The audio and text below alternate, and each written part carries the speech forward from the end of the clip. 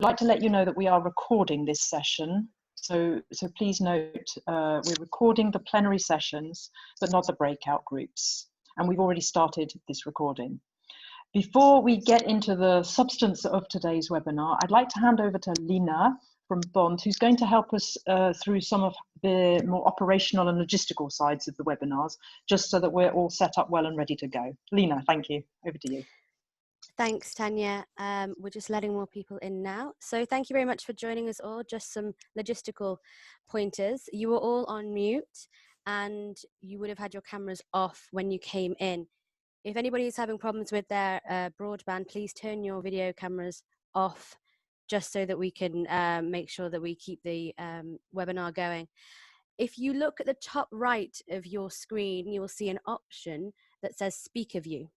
If you click that, that will make for better viewing and you'll be able to see the speaker who is speaking on the panel much easier.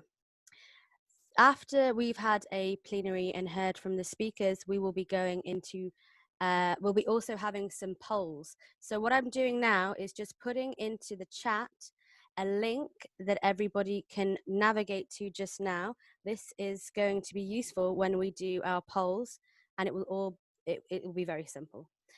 So if you can open up either a web browser, going to www.menti.com, and you can leave that open, and we will be using that a little later on.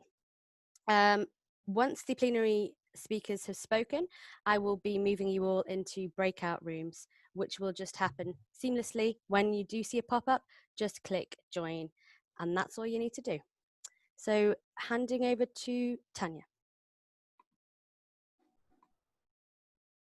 Thank you so much. Trying to remember to unmute myself so that I can speak. I just wanted to warn everybody that I'm already getting a rather unstable internet connection. So if any of you don't mind cutting your videos, it definitely would be helpful for all of us. Of course, the speakers will stay on video so that you can see us. But if the participants wouldn't mind very much, please just cutting your video. I think we'll have a much better reception like that. So thank you very much for your understanding on that one. So this meeting is the result of a collaboration between 10 international networks. And we're admittedly a little Northern Hemisphere heavy today, especially as one of our group, Harsh Jaitley from India, wasn't able to join us today. But we're hoping that we'll be sufficiently thought-provoking that you won't notice this too much. The 10 of us actually came together in 2018 to think about the big picture issues and how they impact on our sector and on civil society more generally. And then COVID-19 struck us all. And we felt that we had to react out of a concern for what the future post-COVID might hold, and to see how we may together shape it a bit more proactively. And that's particularly interesting for some of us who hope to see possibilities for more systemic change open up, especially when it comes to rebuilding better. But of course, we're all very concerned by the fragility of the current system and the desperate need to put people first and make the world fit for future generations. I hope you've seen the series of essays we put together. Each of us wrote a short piece from our own perspectives. And if you haven't seen this, of course, we can share it in the chat box and you can find it on any one of our websites. Today, what we would like to do is each of us in turn very briefly present the pieces we wrote, and we really will be very brief. We've promised each other. We intended them just to be conversation starters, so that after we've each done our presentations, we'll break into 5 discussion groups, each focusing on one issue. And this is where we want to take the conversation further and to hear from you about the risks and the opportunities related to the issue, and of course, most particularly, what we can do about them. Sam will explain how this will work once we have presented our short essays. Now, in between the mini presentations we're going to be making, we're going to run a couple of poll questions to take the temperature of where you think we're at on certain issues. And Stephanie will explain how this will work in a moment. So without further ado, let's start by sharing a few of our ideas with you as teasers for these conversations. And I have the pleasure and the honour to be the first one presenting my essay, which was about how we as civil society need to be stepping up as agents of real change, systemic change. COVID-19 could massively set us back in terms of the progress we've been making over the last 20 years in human development around the world. And that's why we consider it to be potentially such a threat. But it's also potentially an opportunity, because it's clearer, or maybe even clearer, that the way we've been running our societies until now just isn't working. And the basic function of the economy has been so warped that it benefits only a very few people, not everyone as it should. Yeah. And so and actually it benefits most particularly the rich and the powerful, who are often the same people. Our obsession with creating economic growth, so as measured as it is by GDP, so that we need a continuous GDP growth, it just didn't come up trumps when COVID-19 hit us. It just doesn't work. A virus doesn't play by market rules. And the effects of the COVID-19 pandemic showed that because we hadn't invested in strong public services like healthcare and social protection, we're actually all extremely vulnerable.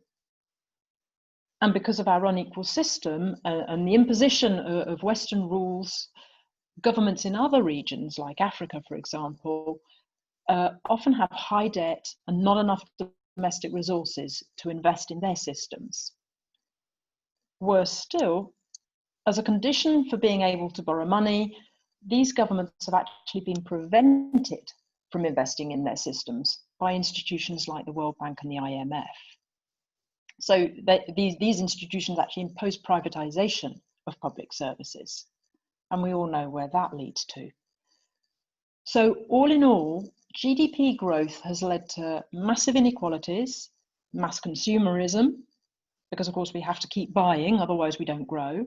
And it's caused huge harm to the environment, including climate change, which actually could ultimately wipe us all out. So what I'm suggesting in this, this short essay, at least a couple of the things, are firstly, that we need strong states which are willing and able to invest in public services, which are available to everyone, and which prioritize the most marginalized people. And secondly, if we do want to capitalize on the opportunity for systemic change, which I think that we do have now, we as civil society have to act together. We have to speak with greater unity. At the moment, in my opinion at least, even if we all generally agree on the problems and even on a lot of the solutions, we haven't yet found a way to force, in inverted commas, governments to listen to us and to put the interests of all people on the planet first, right front and center in their policy making and their decision making. And that's what I think we need to be discussing. How to do that more effectively together. How to be more propositional, more political, more opportunistic. We can determine our future, but the question is, will we?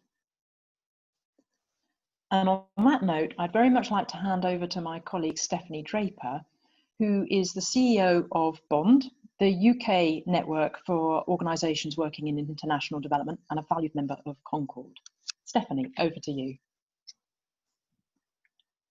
Hi everyone, thanks Tanya. So I want to say a couple of things and then we're going to do a poll. So basically, I think we're kind of at the centre of Kurt Lewin's change model called freeze, unfreeze. So some of you will be familiar with this. So basically, if you want to change something from a physics perspective, you might have a block of ice which is a square. There's a moment at which it unfreezes and you can refreeze it in a different shape. So we are in that moment. COVID-19 has created that moment. That presents a massive amount of risk and it also presents a massive amount of opportunity. So I am in the UK. I'm experiencing that risk right now as our government has decided to merge our Department for International Development with the Foreign Office. That's one of those kind of, they are using this unfreeze moment to take us in the wrong direction. How can we as civil society unite to actually drive us in the right direction? So from this unfreeze, what I would like to see is some real progress on redistributing power. I'd like us to refocus on, get closer to the root causes of the challenges that we face, and really look at increasing our impact in collaboration with others. And I would really like us to think about how can we address the economic challenges that Tanya was talking about in our economic system. Could we simply unify behind getting behind a better measure of success, better measure of national success than GDP, some sort of well-being indicator that would then give us a different goal of the system that could drive more fundamental change? Those are some of the things that I outlined in my essay, but this is now an opportunity for you to tell us what you think, and we are the opportunities from COVID-19. So now Lena is going to give you the code for the Mentimeter, which hopefully you're all logged on to, and we'll be able to answer this question. So what we're asking is, what do you think are the biggest opportunities for civil society from COVID-19? And we have had to select 8 options in order to make it more manageable. And the code is 635574. And the options are cementing the value of civil society, putting shifting power or local decision making into practice, transforming broken systems like the economy, stepping up global solidarity and protecting rights, integrating leverage on, so increasing leverage on climate change and the sustainable development goals, engaging differently with governments, transforming ourselves to be more effective, more inclusive, more impactful organisations, or getting closer to the root causes of the problems we are addressing. I haven't kind of influenced that at all. So anyway, if you can, in your top 3, you can see where you think we're going on this. And hope you can see the screen and you can see this all happening in real time. So we don't think it's an opportunity to engage differently with governments, it seems. But we're very focused as a group on shifting the power and local decision making into practice, which Tanya and I will be talking about in our breakout later.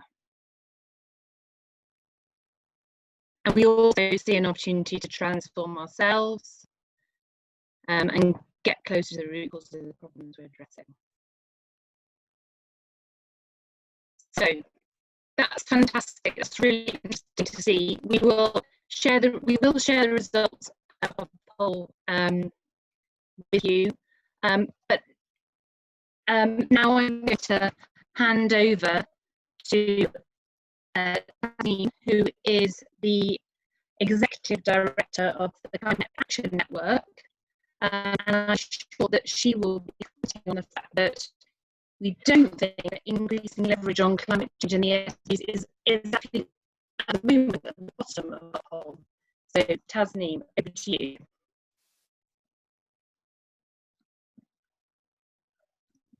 Thank you very much, Stephanie, and interesting the poll results. And I think the little brief input that I'd like to make will probably talk to the results of that poll, actually.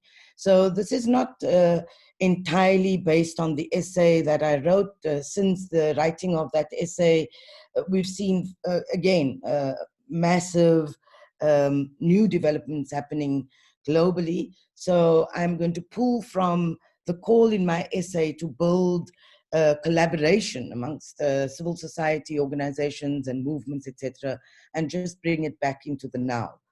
So 2020 is fast becoming a year in which what is seen cannot be unseen.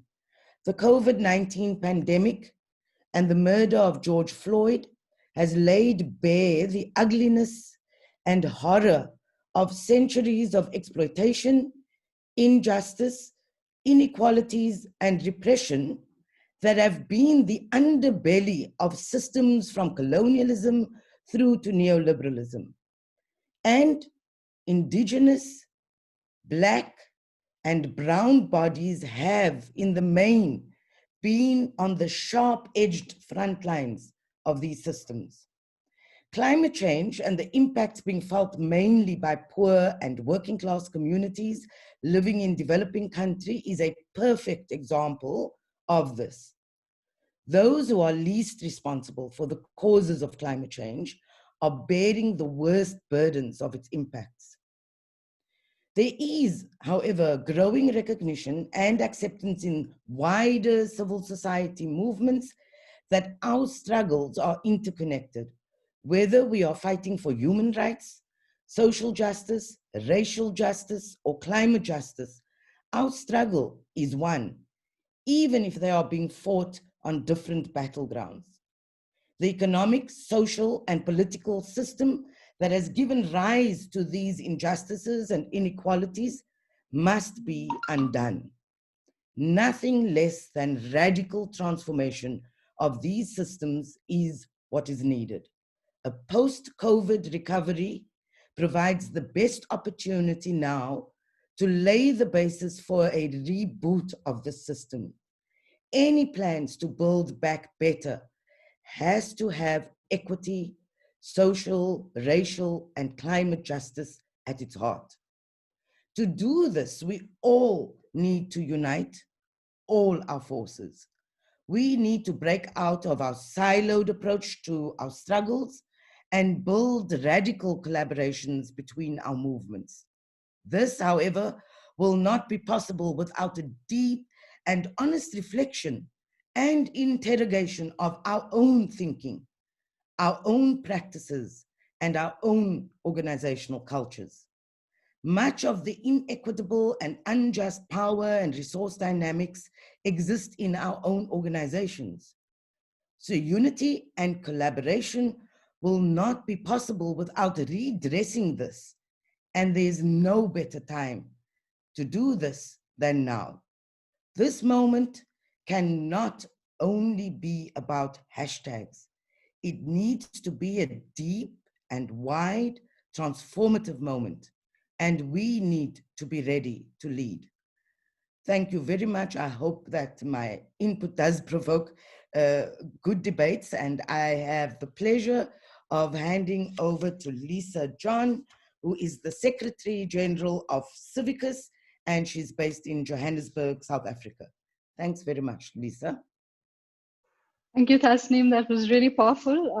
And I'm just going to build on some of the points you've made about how we need to use this moment to really equip ourselves to address systemic, long-term, transformative change. I think, the points I want to speak to is really about how we change ourselves as we work to change others. So I think we've generally, as a sector, been very comfortable with challenging the powers that we exist to shift and to advocate for or against. But we've been pretty bad at talking about the changes we need to see within our own organization. So in the note that went out, I think there were 3 key ideas that I'd put out on behalf of the Civicus Alliance, which we think this really has to be a moment where we have honest, painful, but kind of really organization changing and sector changing conversations around. The first, of course, is about resourcing. One, I think flexible and core funding, we've been making that call to donors and really asking them to ensure that not just during the pandemic, but after this, we're able to have the honest conversation we need to about not being set up to compete with each other, not being set up as organizations that are kind of driven towards short-term, transactional, project-driven, or project-framed interventions, but we're really coming back to the mission that we've all been set up to achieve in terms of long-term transformational change. And I think that requires a lot of courage internally. It requires challenging not just your donors, but your boards, move out of a growth mindset and really look at why we exist in the first place. Second to that is really understanding that in a crisis like this, it is the community organizations that need to be the strongest and the best resourced. So a kind of a lip service debate about localization or shifting the power is really not going to work anymore. We do need to have, you know, the ability and the relationship with each other to really talk about how resources are inequitably distributed within the sector, and then what we need to do to change that on our own terms and in a way that's more proactive than reactive. And the third point really linked to that is our ability to respect local leadership and diverse leadership is directly tied to our ability to create those kind of systems within our own organizations. So while the Me Too movement, I think, really drove you know, the agenda on addressing or tackling the barriers that women face in the sector, the Black Lives Matter movement has to do the same for racial and regional diversity. And I think these are difficult conversations to have with our own colleagues. It's difficult conversations to have in our own institutions. But if we don't do this now, you know, we're really not going to be equipped to bring around the more nuanced, the more complex, the more you know, really rooted responses we need to the trans-local challenges we currently face. So I'm going to stop there, and I hope we continue this conversation with you know, the kind of passion we're kind of with which we're conversing and transferring our ideas right now. I'm going to hand over to Wolfgang Germann from the International Center for Civil Society in Berlin to take us forward. Thanks a lot, Lisa. Wonderful contribution. I have the pleasure to lead you into the second poll question before I give my little pitch. And the second poll question should be already on your Mentimeter. No surprise, we're now talking about challenges, not so much threats. Please reread the actual question as, where do you see the biggest challenges for civil society from and in the context of COVID-19?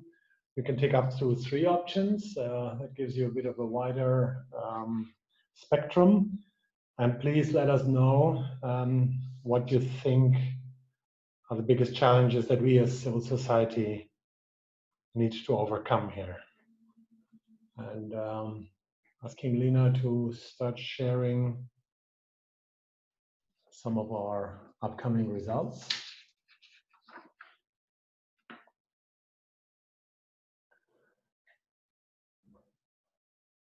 So you can still take bets, but I'm not surprised that increasing inequality is something very, very high on everybody's agenda.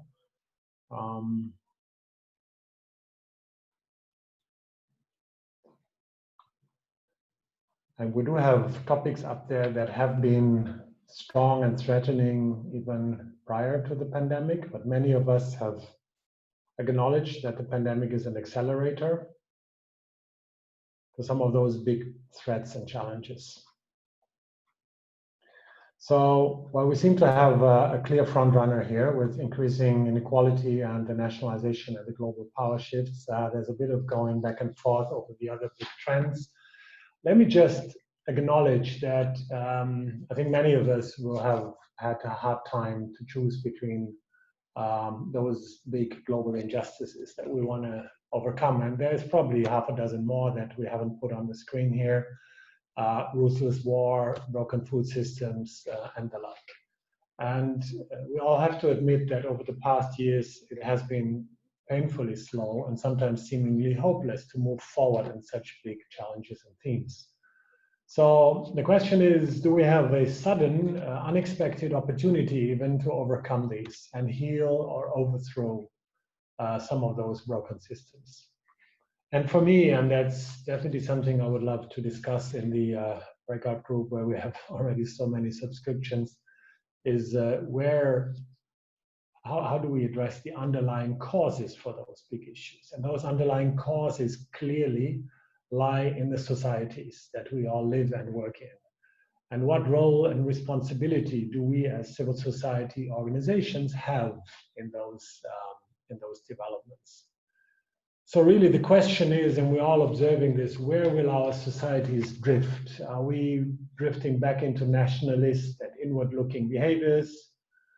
Are we moving forward towards global solidarity, interconnected actions, and even multilateral governance? To me, and that's really for me the key question, do we as civil society organizations see and act upon the opportunities that come through the COVID-19 crisis, irrespective of the incredible operational and other pressures that we have? So I'd say civil society's most significant contribution to overcoming this crisis, or at least one of the big contributions, can be to work much more radically in collaboration and focusing on some of the underlying values that found our societies, like solidarity and empathy. Humanistic values that bind us and that bind the societies that we work in demand that we are forward-looking and that we are strategic in our actions, irrespective of the high operational pressures out there. This means putting people and unorganized and organized civil society at the center of particularly the post-coronavirus planning scenario. And this is a task that we need to unite behind and show collective leadership. So really, how can we impact and how can we defend and propagate the values that we stand for, and that also our work is based on in the societies in a much more meaningful and effective manner? These will be questions that will deepen in the breakout group, and thanks for listening. I have now the pleasure to hand over to Ignacio Packer, who is the Executive Director of the International Council of Voluntary Agencies based in Geneva. Ignacio.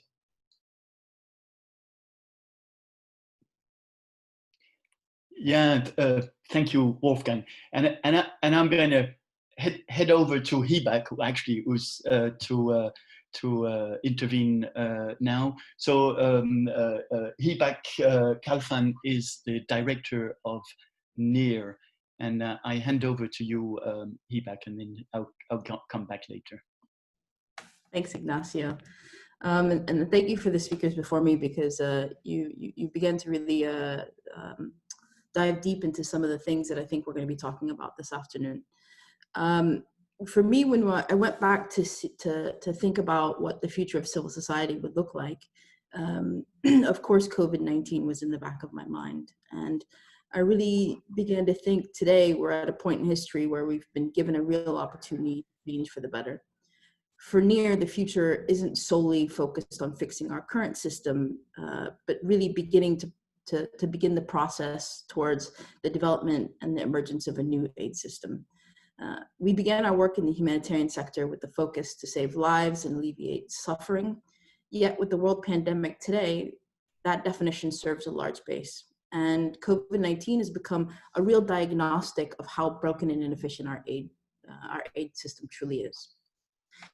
Now, I've tried to think of what some practical steps or some questions I can ask before having our conversations in our breakout sessions, in mine in particular, for transforming the aid system, or broken systems, I should say.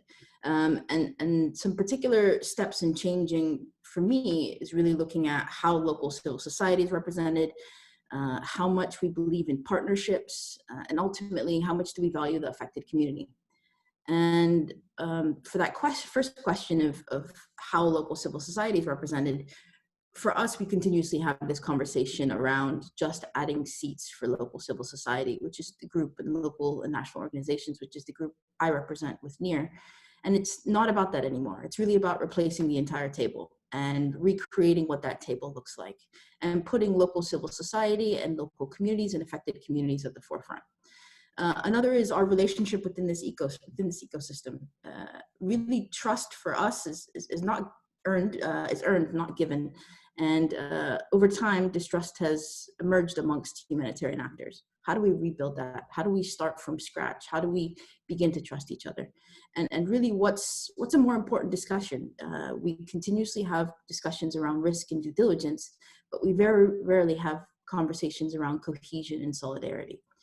Another thing is how do we start looking at holistic approaches led by civil society? You know, we're continuously getting reports, especially from our team, around COVID-19 and the shortness of, or the decreasing of remittances and the repatriation of folks working in other countries, going back to their countries because jobs aren't available. And finally, for us, our communities which are affected and the communities that we work in day in and day out consistently communicate that agency and decision-making ability is really key and a basic right to them. And how do we make that, and how do we ensure that our local communities are speaking up and we're giving them the space to speak up?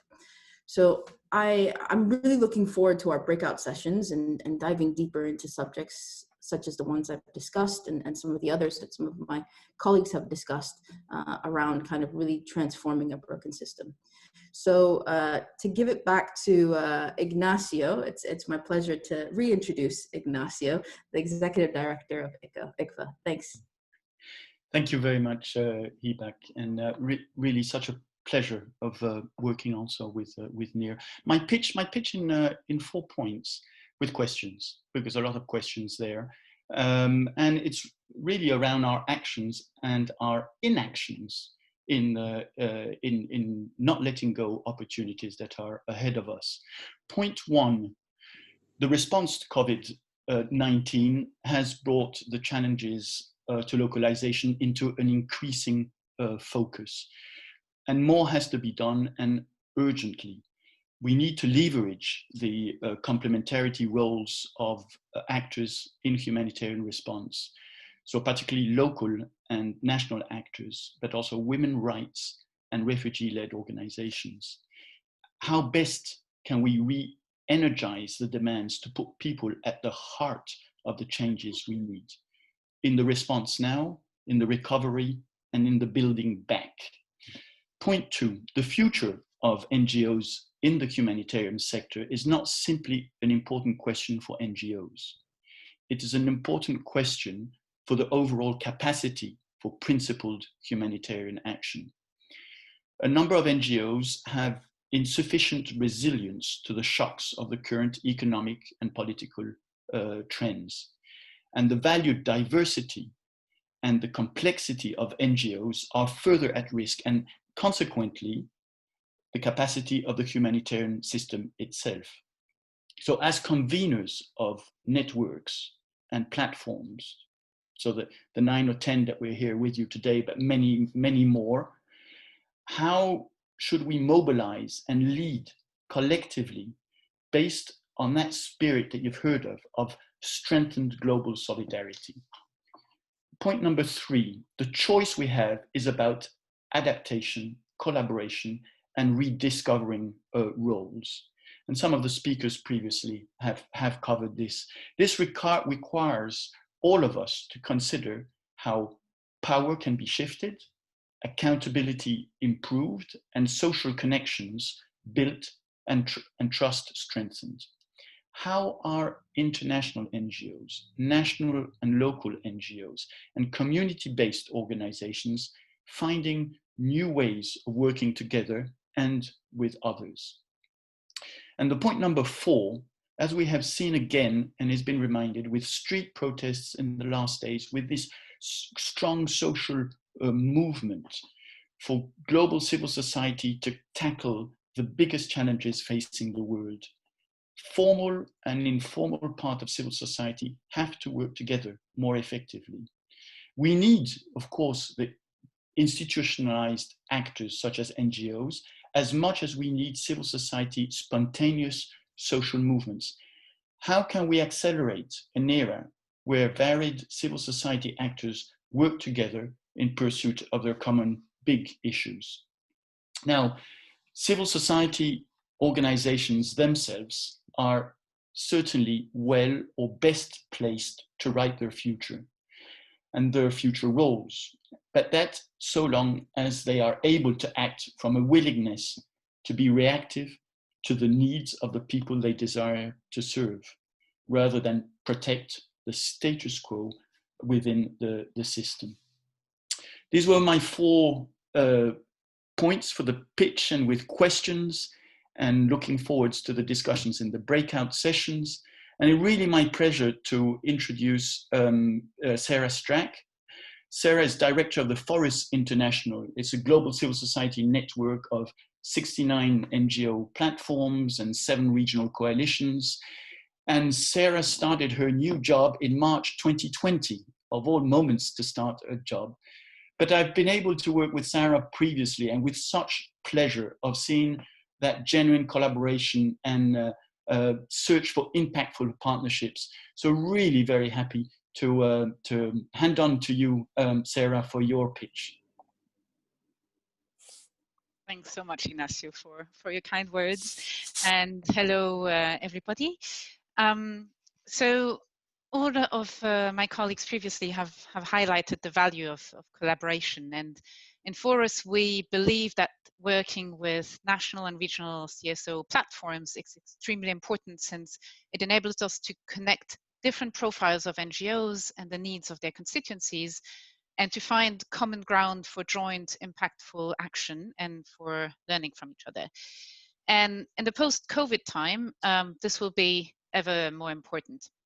If we are to really harness this opportunity that was mentioned before in a meaningful way, and to really embark on the path for transformative change, obviously we'll have many challenges, and I just wanted to highlight 3 which I think are critical if you want to have a chance to embark on this path.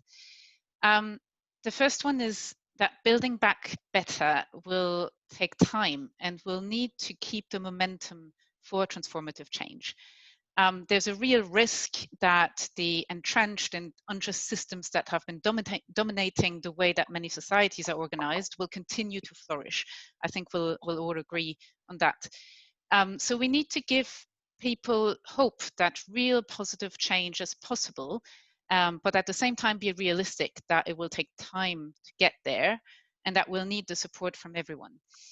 So we'll have to inspire to maybe reinvent the measure of success, as I think Stephanie was mentioning, and to demonstrate applicable solutions that show early and continuous success.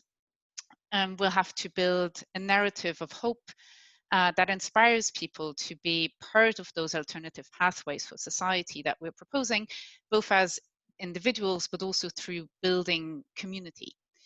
And we'll need to show that we're agile and responsive to the needs of our constituencies, and that we do put people front and center in everything that we do, as again has been mentioned several times already. Of course, we also need to continue to play our watchdog role, but I really believe that offering a positive outlook is critical in these times. The second point I wanted to mention is also that we have to overcome the silos, and I think Tasneem mentioned that previously too. This is something that we've been saying for a long time, but I really think this is where we might need each other most at the moment. It's really tempting for everyone to preach for their own pet issue, but each of them being important, we also want to seize this influencing window and propose alternative pathways that are holistic and coherent in the policies and the approaches that we want to take going forward. But in order to do so, I believe that we need to truly incentivize that radical collaboration that's been mentioned already. Alliance building is really hard, and some of us here have the privilege of having resources to facilitate alliances, but many do not. And especially those working at grassroots level often have to make extra time and extra effort to connect with other actors. So if you're really serious about building meaningful partnerships, then we really have to walk the talk there, and in a way perhaps even reinventing a bit of a social contract for the sector itself. And this could have many aspects around localization and really having to go many steps further, as Lisa has mentioned previously. It would be around accountability, which we've seen as well coming out of the poll. But I really believe that incentivizing meaningful partnerships needs to be part of it, and that this has to translate into innovative funding models. So we could think about a pledge that could apply to large NGOs or funders alike to dedicate a certain percentage of each budget or each proposal to localized resilience approaches, and to earmark capacity for alliance building, or to a global capacity development fund. But what really matters, as has been mentioned, is that we shift the power and contribute to build power where really power should lie. So these are just a few ideas to add to the thoughts from my end, but I'm already over time. So I will now pass the floor to Sam Worthington. Sam is the CEO of Interaction, which is the largest US alliance of NGOs, and he's based in Washington, DC. And Sam and I actually share a passion for mountains, and I couldn't think of a better guide to help us climb up the steep mountain that's ahead of us. Well, thank you, Sarah, and thank you all for joining us. International NGOs are at a crossroads. Do they cling to past norms, business models, or do we adapt to the perfect storm of a pandemic, economic depression, and the opportunities that come with social movements in a radically different world order? A post-COVID-19 world will bring new norms and power shifts. Some of these shifts are very much uncomfortable, and others come with no clear answers. I have 3 observations to share with you. And the first one is somewhat disturbing.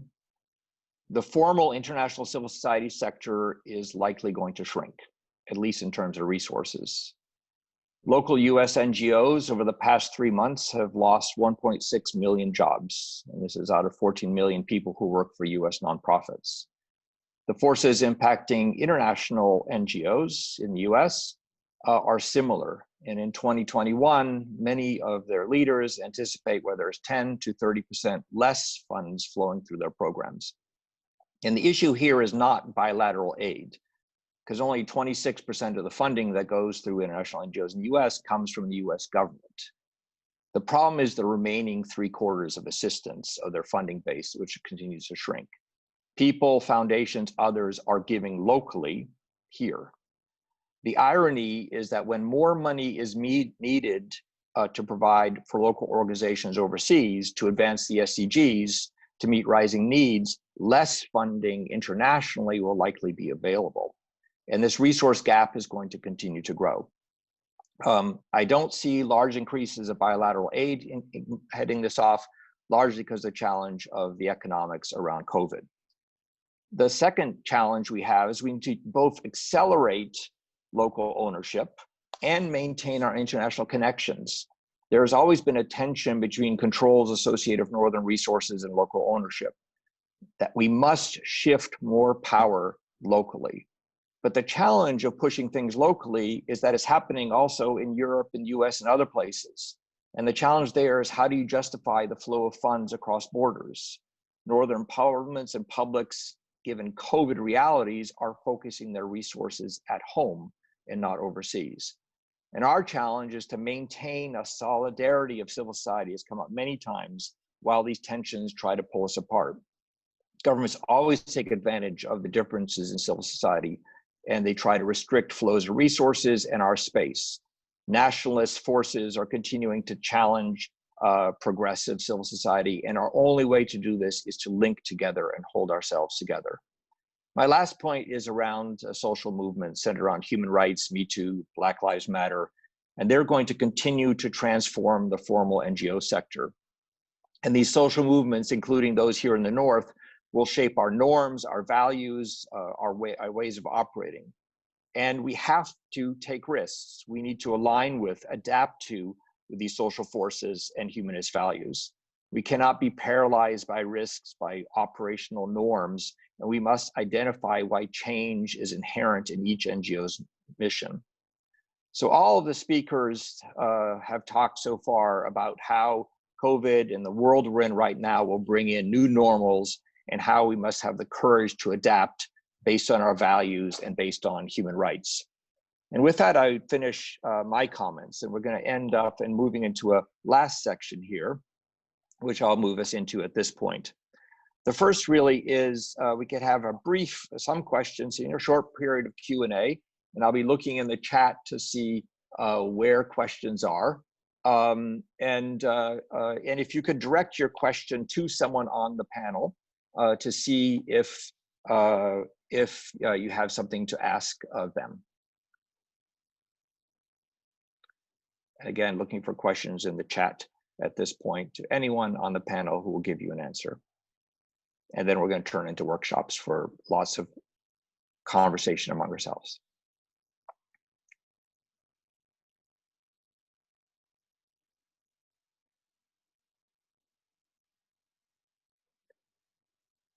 I am not seeing many, okay, like the bond, haven't seen the full impact of funding crisis yet. Okay, so people are commenting a little bit on what I've commented on. There's a question for interaction. Have you suggested INGO members to partner with local NGOs as a matter of principle? The answer would be yes. They have to do that. You have no international legitimacy if you don't partner with local groups. And those that don't aren't necessarily operating the way they should. Have you seen mergers and social enterprise being a viable way for INGOs to survive? Again, the questions are addressed to me. They should be addressed to anyone on the panel. Yes, we are seeing an increase of mergers. We're seeing a large increase of social enterprises of a way to have entities survive and thrive. And these aren't just large ones. We're seeing lots of small entities built on this. There's a question here to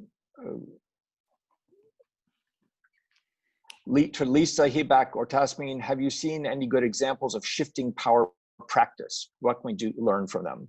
So Lisa, do you want to start? Maybe hit back after that, or Tasmin?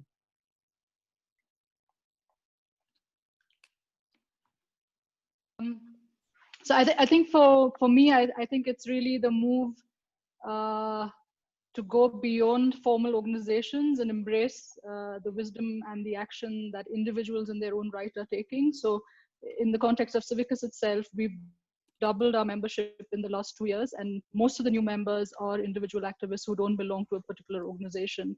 I think that's really a reflection of how social movements are being built right now, how change is happening, and the need therefore for us to step away from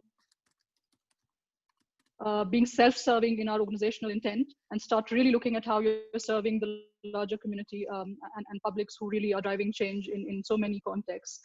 So I'll stop there and hand over to Tasneem or Hibak if you want to come in.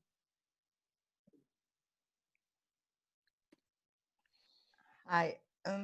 So I think that you know, it will be important for us to understand that this kind of shift of power, resources has to be a deliberative and conscious move in organizations and networks. So I head an international network, and our members are typically the big formal NGOs that work in the environmental space. And then we also have what is called regional and national nodes. And, you know, of course, the power of those nodes, especially in the global south, and the inequality of the relationships and the dynamics is pretty prevalent. And I'm sure that's mirrored across many networks. And so to be very deliberative about this, the network took a decision that we will shift from a kind of top-down, centralized approach to the network towards a bottom-up, node-driven approach. And to make that real and meaningful, we took a decision also to support our nodes in the global south. So we've set up in our organization, in our network, something called the Node Development Fund.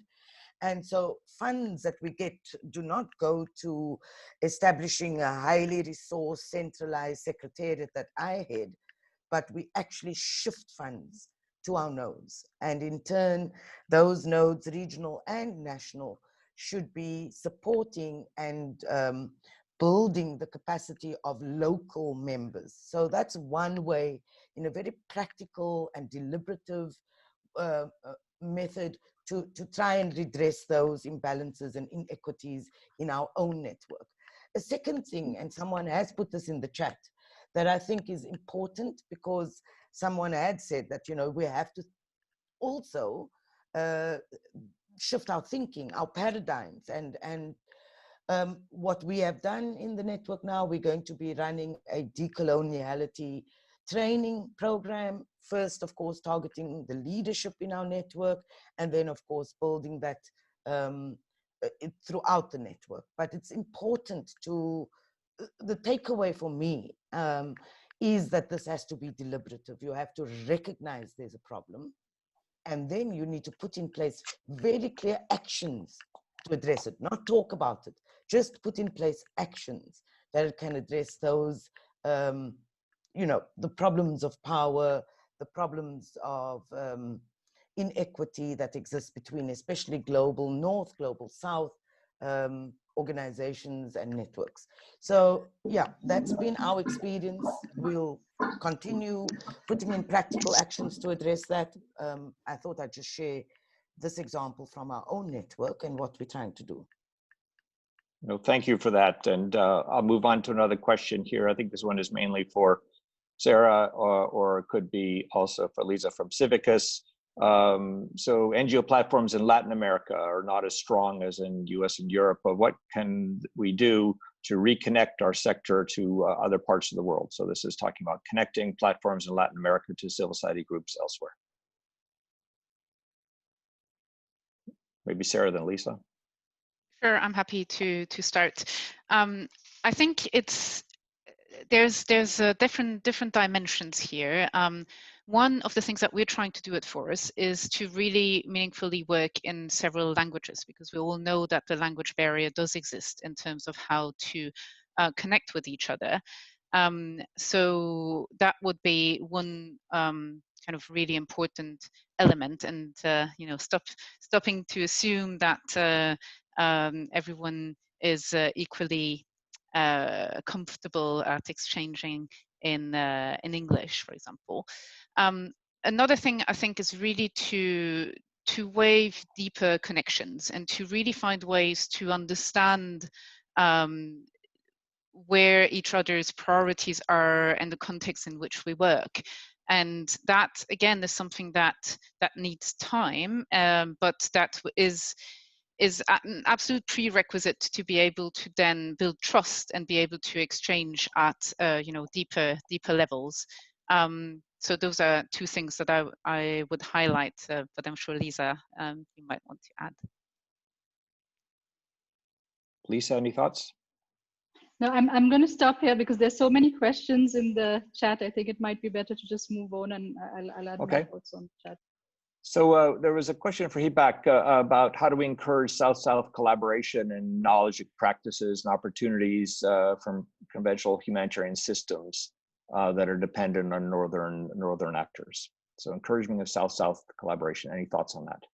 Yeah, thanks, Sam. Thanks, Nick, for the question. We've actually been doing this informally for quite a while, introducing different networks to each other and different organizations, and learning from best practices and even from challenges that some of our members experience. Our network our members across 43 countries, and now actually we're just starting an ability to develop a platform. So we're developing a South-to-South platform as near that will do exactly that. That will provide opportunities for exchanges with communities of practice amongst our members and other local and national organizations. It'll have learning modules on different topics, and it'll be able to bring in some of the learning modules that have been established by academia throughout the global North and global South. So it's something that we're working on right now because a lot of our organizations and a lot of our members have asked us for, and we've been doing it informally. Thanks for the question. Thank you. So Lisa, back to you this case. So someone's question on what do you call for work to change ourselves? Can you give us some quick tips, and very quick tips here, of how we could do this in a post-COVID contraction?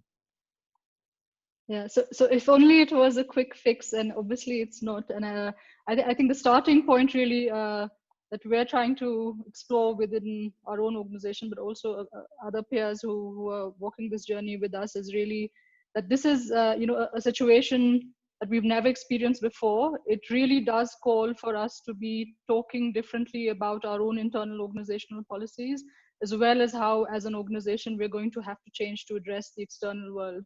So trust and authenticity, I think, within organizations. I mean, we talked a lot about it during the entire, the Aid to moment, where we just need to have organizations that are better able to communicate how changes are going to happen in the system. There's a question in the chat about retention and how you manage layoffs and things like that. There is no script to do that. We don't have one. So I think we need to create that by talking better to each other within the organization, but also across organizations, so that we have some level of control and influence about where we want to go and how we want to be better fit for purpose in the future, rather than only being reactive to the forced kind of changes because of shrinking funds or other political events. Well, thank you. And there's so many good questions here. We're going to run out. But Tanya, maybe moving to you. You mentioned this strong states were needed, and how do you see a difference between that and the current nationalism and the risk that comes with that? Thank you very much, and thank you for the question. Yeah, just to clarify, what I was talking about, it was with states fitting in the system. It's again all about the distribution of power within our system. Many aspects of how we've been running the international system. So international forward, it speaks slightly to the UN part, but I was talking especially about, say, the role of the Bretton Woods institutions, which have been undermining the independence of states to run things the way they might have wanted to do. Of course, we're assuming that they would be willing and able to invest in, say, public services and in the good of people and the well-being of people. Not every state, of course, is willing to do that. So we don't always want a strong state if it's going to be extremely undemocratic, if it's going to be, restricting civil liberties and that kind of thing. So I was quite specific in the way I was referring to states, ones that are willing and able to invest in their public systems. But it also speaks perhaps to another question, if I may, Sam, about the role of the UN. I think we do need strong international governance bodies to also support this, but ones that are democratic. And that is a big problem about how the power is split out at the moment. It's not democratically shared between all countries and regions. I'll stop there. Thank you. So thank you. And we're out of time, and you have so many good questions. I mean, they're really good ones in all sorts of different directions here, but really a big one is how do you create a civil society ecosystem that is not dependent on ODA and is rooted in our own values and purposes, and questions of power dynamics and so forth. So we're out of time, but we're going to still have lots of time for conversations in groups. So all of you have signed up for workshops, and Lena, who has this power to break us into multiple rooms, will take over on Zoom, and we'll move you into your respective rooms. And before she does, here are a few guidelines for you to think of, and each workshop has two of the panelists with you. So there are two discussants. They're going to elaborate further on their points, and you have a deeper opportunity to make comments and reflect. But to sort of behind those comments, reflection, there's some sort of directional questions that we're considering. Looking broadly at this frame of risk and opportunities, in terms of transforming systems, in terms of getting beyond our own rhetoric, in terms of solidarity and protecting rights, in terms of climate sustainable development goals, and ultimately in terms of our values as civil society. So where are these opportunities and risks, and what are the leverages that we could use on the particular topic that's being discussed? Please reflect on that. And then this big theme that we've come through is how can we act collaboratively on these risks and opportunities? How can we break down the barriers that exist between us and new ways of collaborating to ensure that we can make sure that our actions have some power and impact? So with that, I'm going to turn it over to Lena. Again, you're going into different groups that you've signed up to, and I look forward to seeing some of you in the group that I'm in. And then again, thanks to all the speakers who have gone so far. You'll get a chance to see them all in their respective groups. So Lena, over to you.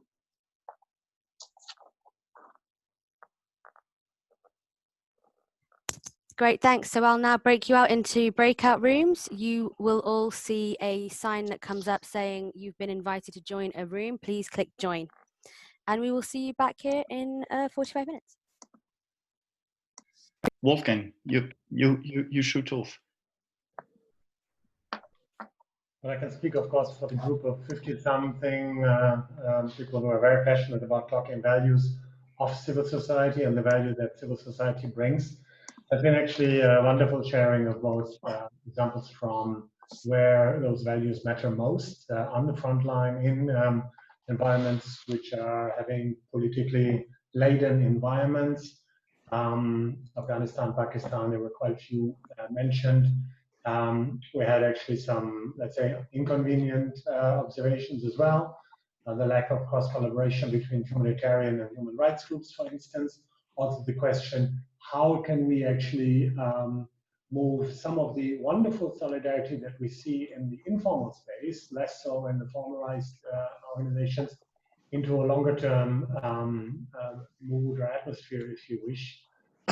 Also realizing that solidarity might be easier around issues like global health than they are around political restrictions. There's quite a number of offers to continue the conversation. I think there was some compliments that the fact that we bring networks together and try to take more of a networked approach, also applying, for instance, for combined, funding for meaningful partnerships between global and local actors. Lots of wonderful ideas. We're still busy documenting many of those. So Sarah and I had a great group to facilitate. Thank you, everyone. Yeah, thank you, Wolfgang. With the time that we allocated, we can't go around every group. But certainly, I think the general feedback that we can expect, and we also heard it in the plenary, is that well, what we've heard is challenging, but also is exciting. Yeah? There are hopes for change, and really seeking the roles and the type of leadership that we need for this. I would expect a lot of the conversations to reinforce, and for what I have heard, is the role that civil society organization networks have to play right at this moment in the conversations, in the different initiatives over the transformation which we touched upon. And I think from the civil society organization network conveners that you've had here, you do sense and you do hear that commitment that we have to step up in the collective outreach. And we don't necessarily have the answers, but we have heard and we do discuss, and we want to continue the discussion in shaping how collectively we can be a bigger strength to contribute to the needed transformations that we have been talking about. And so less guidance notes and more solutions, because we've seen many guidance notes over the COVID-19 that are people in the field or social workers have been hammered on from all what we produce, because many of us are in lockdown and having more time to write. No? So what's next? I think that's a key element, and don't expect a clear we know where we're going and so on. I think we mentioned it. We also entered in here with some convictions, but also with elements of humility and wanting really to hear from the different constituencies. This, as a reminder, and as it was presented on the call for you to join, is a discussion starter or a discussion continuation for some of you probably. But it serves also for each one of us to bring in our constituencies, in our organizations, different elements of the discussions that are here. So it's not the dream of building a huge, next time 10,000 people on a call or things like that. No, it is decentralizing also ways of thinking and stimulating. people that registered for this virtual meeting will be receiving, and we're aiming for beginning of July, a short report of key things that have been discussed in the plenary, but also a particular focus on the different breakout sessions. So you would get that, and at the same time also get the recording of the plenary. Perhaps that one would be made available before, but for the document, you understand that we do need a little bit of time, but that should also continue stimulating discussions. As the network conveners that we are here, we're meeting end of June to harvest also what has been said here, and to try and see how best we can support these elements of transformation which are needed. And then perhaps a last word on, so we finish more or less on time, is back to who we are and the potentials. Tanya introduced this group as, yes, basically it's a group of people that knew each other, that were connected, where trust exists. We even decided here we don't need a formal chair or moderator. Let's go ahead and show that we know each other, that we connect, even if we are not alike and we don't have the same type of networks that we're working with. But it's built on relations of trust.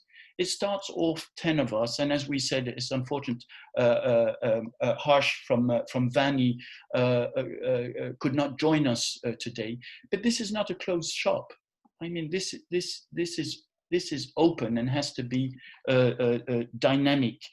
The group that we convene networks, so that's where we would like to continue building as this relationship of trust and the relations and the connections we have.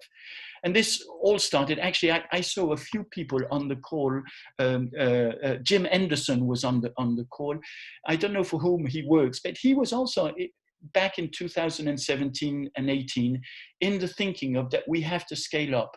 Also, Danny, who used to lead on Civicus, also started off the thinking and so on. So there are many other people out there that are feeding into this reflection. We have to take it with humility. We don't know clearly where we're going and how we have to lead that role of networks and conveners. For that, we have a third poll, don't we have, Lena? A third poll on questions on how you see the role of networks.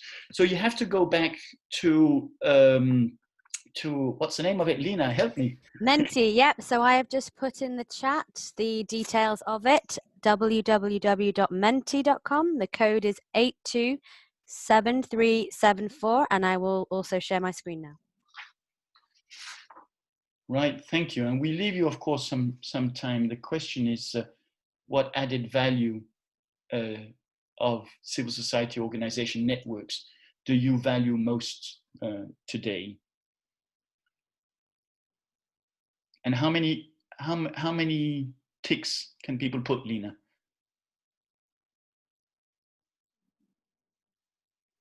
We want one. We want one.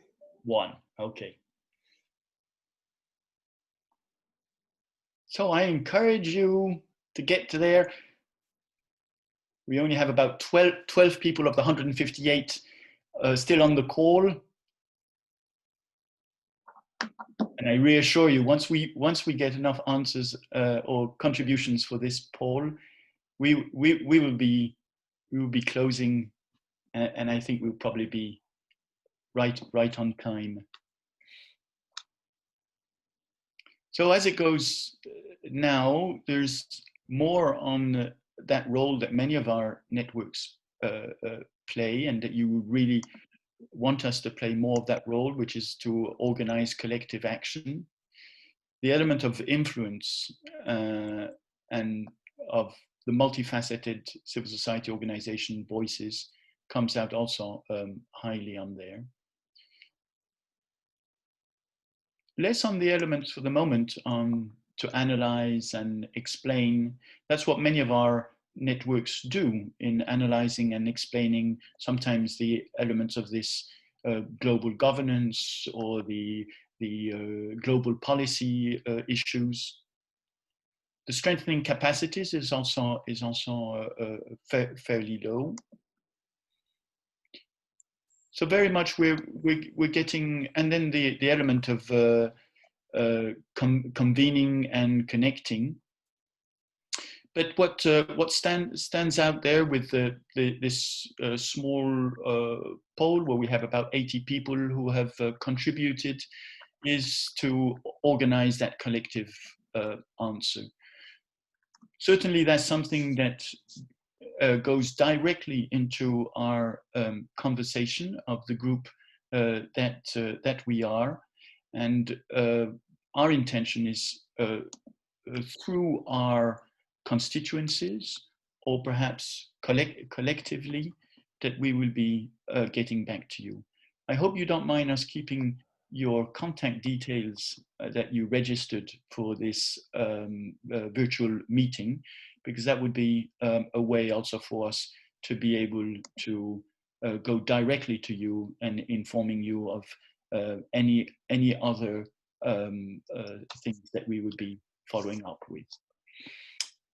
Wolfgang, we were asked to do the wrap up together, also because we're a bit considered as the initial co-conveners of this, but it doesn't really mean very much in the effort of getting the collective voices and the collective actions together. Any last words, Wolfgang, and then we will be closing on time. And also perhaps just checking with you, Lena, if you don't have any additional information on techniques or anything of the kind. No, just as you said, we will have the recording, we will edit it, and then we will put it on the Bond website and share it with all the other platforms and all of you to watch back again. And from my side, I mean, I'm really flashed by the incredible amount of positive and creative and constructive feedback we've seen. I mean, both in the group sessions, obviously, that all of us have led. I'm even now scrolling through the messages and encouraging us to continue the way. I mean, obviously, the networking, the collaboration, the togetherness is something that we need to exercise more consequently and radically. It is not good enough. We know that. I mean, there needs to be substance behind collaboration, but I think it's a wonderful, has been a wonderful opportunity. And thanking everyone who's been both contributing, who's been proactive, Lena for leading us through this safe space, and hopefully we'll get together in a similar occasion, reporting on some progresses.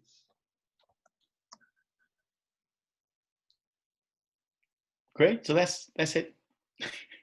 Have a good afternoon or day for those in Washington and West. Thank you all. Thank you. Thank you all very much. Thank you. Thank you. Bye-bye. Bye-bye. Ciao, everyone. Thank you.